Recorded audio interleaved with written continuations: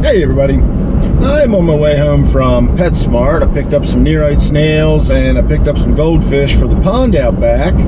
So I'm excited about that. But I had an experience while I was in there and I wanted to talk about it while I'm still on my drive home. I've been sort of rolling it around in my head and I thought about shooting a video. I want to do it while it's still fresh in my head, so we're going to have a driving down the road while we talk about aquarium stuff kind of video. So a guy in the fish store in front of me made me really angry. I'm not one to keep my mouth shut when somebody makes me angry about something, and I didn't keep my opinion to myself, but eventually I just walked away, and after a while I sort of calmed down and I thought about it a little bit more, and I'm just, you know, like, I don't know, like it just leaves me with one of those feelings of like, I don't know. And again, very, very few things in life are just cut and dry, black or white, and this is one of those situations where I'm just not sure how I should feel about this. So what happened was, I'm standing in line, I'm waiting for the guy in front of me. He's talking to the, you know, sales associate there at the store, and he's asking about the glowfish, and he wants to know about what makes them glow.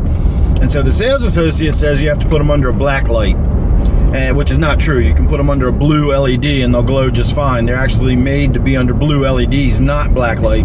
Anyway, so he starts explaining that, and the guy's like, oh, well, I don't have a black light. And I said, well, you can put them under, you know, I interjected, I jumped in, and I said, well, you can put them under a blue LED and they'll glow too. And the guy says, well, what about natural sunlight? What if you just put them in the natural sunlight? Would they glow? And I said, no, you know, me and the store, you know, clerk both agreed that you'd see them, they'd be pretty, you'd see all the colors, but they wouldn't glow, you know, you wouldn't get that fluorescence. And he's like, oh, well, you know, I got a pond out in my yard and I wanted to put some fish in there that would be really pretty and have a lot of bright color on them. You know, I thought these fish would look really neat and they're glowing. And I said, oh, well, you can't put these fish in a pond anyway. These are tropical fish. They die at the end of the season when the water started getting cold. And he looked at me and he just shrugged and he said, yeah. He said, but, you know, annual plants, they die back every year. And I just looked at him and like, oh, I wanted to climb over the boxes that were between me and him. And he just, you know, again, you know, annual plants just die back every year. And I said, annual plants are meant to die back every year. Fish are not meant to simply die back at the end of the season. That's not how they work. And he just shrugged again and said, ah, whatever.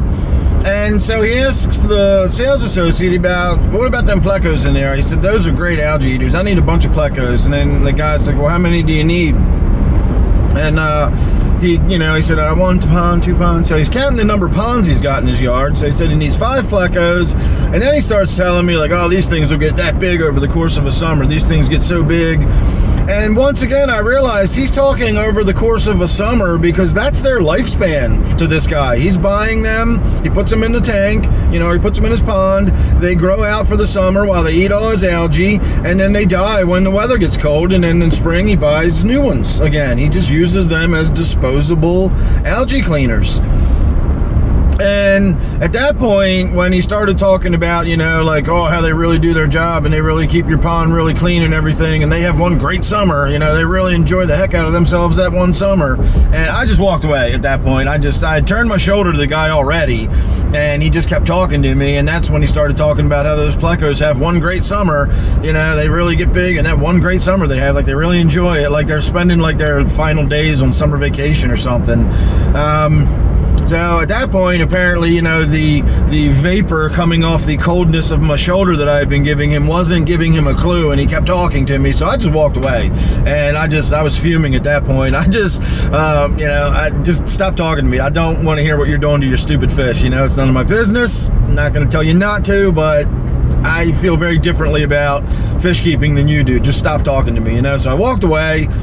And as I was just finding things to occupy myself while I waited for him to get done, I heard him talking to the sales associate, and he's bragging about his ponds, and he's talking about how there's never any algae in them and they're always crystal clear. And he starts talking about how they are, hang on a second here. Well, you're just gonna have to listen to my phone ringing because I can't make it hang up for some reason. He starts talking about his ponds and bragging about how his ponds and how crystal clear the water is, and how, you know, it's all about balance, and if you do it right and you've got the right balance in your pond and you set the balance up right, then you'll have this perfect pond that just ticks over. And, you know, he's talking about like he's some kind of like master pond keeper, and it's all this subtle nuance and this balance. And I was grinding my teeth as I was walking down the aisle, like putting disposable fish in your pond that die off at the end of the season and then replacing them with tropical fish that don't even belong in your non-tropical pond. And he's gonna stand there talking about balance and how what a great pond keeper he is and how amazing his ponds are. Oh God, I want to just go choke the guy. Just stop talking, just shut up. Just take your stupid fish, take them home, and shut up about how amazing your pond is. Oh God, balance and all that stuff. So anyway, as I got to walking around thinking about it, I'm like, you know, people catch fish and they kill them to eat them. I've killed fish to eat them. I eat fish now just because I don't personally kill it. Somebody somewhere is catching those fish and killing them.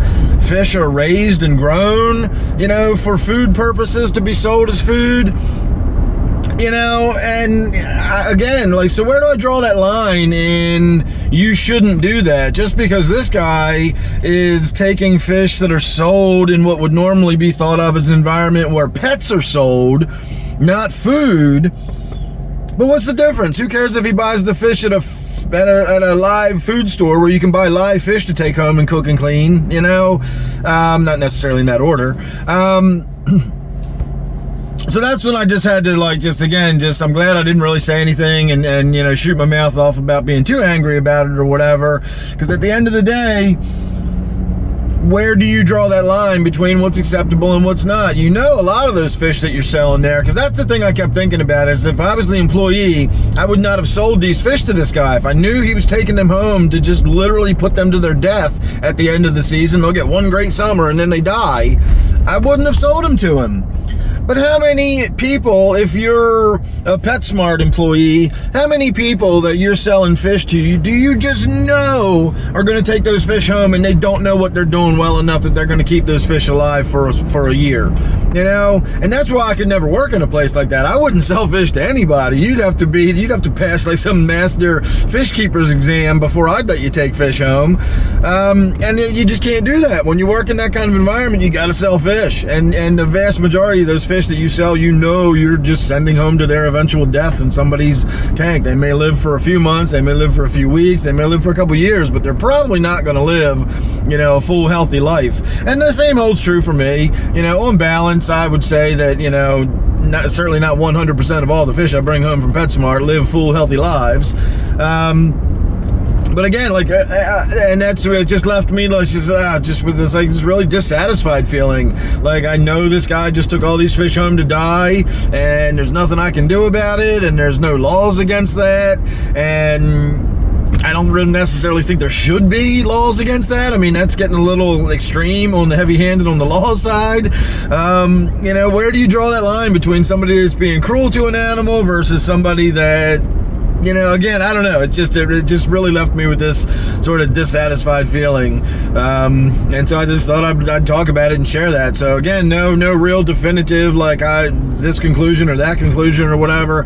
But I would love to hear other people's thoughts and ideas about that scenario or any similar scenarios. Anybody that works in a fish store that has to deal with these kinds of, you know, sort of ethical conundrums of when do you draw that line between, you know, saying no, I'm not going to sell you fish, because I've had people tell me no before. You know, I was going to bring home a fish that they deemed, you know, shouldn't go in my size tank, and I just kept telling them it'll be fine, I've got other tanks, I can move it later. Well, you told me you're going to put it in a 10-gallon. I'm sorry, I can't let you, you know. So I've had that happen to me when I know full well I know what I'm doing. But what are you going to do? The employee says, no, I'm not going to sell you that fish. You just go to a different fish store or something, I guess. So it's a weird question, and it's a really difficult one, and I'm assuming it all boils down to the individual. But that really rattled my brain up, hearing that guy just talk about those fish so dismissively, like he was just going to put those fish in there because they'd be pretty and they die at the end of the year. But you know, you got a season out of them. They were fun to look at, and now they're dead. So what? So I don't know. So like I said, I'm sorry if that's just sort of an open-ended, non-ending kind of ending. But again, I'm just throwing that out there. I like the conversational kind of videos anyway. Like to get that kind of conversation started. It's good food for thought. Makes me think about stuff differently. Gives me different people's, you know, points of view and opinions. And so I would like to hear all that stuff. So I am now home, pulling into the house. I'm going to be getting these. I'm going to try to pull into the house. I might have to back up once. Got my trash can sitting out in my way. Well, I don't have my trash can sitting out in the way. The trash guys put my trash cans out kind of in my way. But anyway, I got to get these fish floating. Look forward to an update on the pond here pretty soon. I've done a little more work to it, and of course we got the fish going in there today, and I got some test equipment. We're cycling it in, and we're going to be doing some updates on all that kind of stuff. So make sure you're subscribed, make sure you leave a comment, tell me your thoughts, experiences, etc. Don't forget to do a live stream every Friday night at 8 and every Sunday night at 8, so you don't want to miss those. Thanks for watching this one. I'll see you real soon in the next one.